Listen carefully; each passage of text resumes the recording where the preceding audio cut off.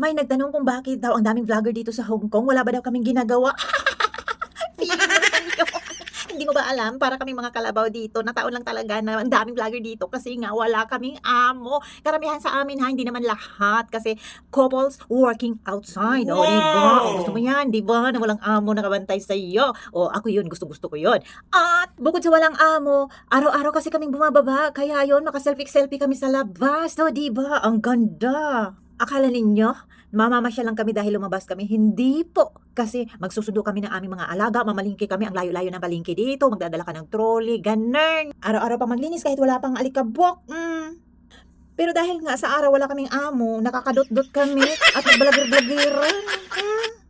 Teka, trabaho muna ako, baka masilip ako ni amo. Ha? Baka mamaya mapatalsik na ako.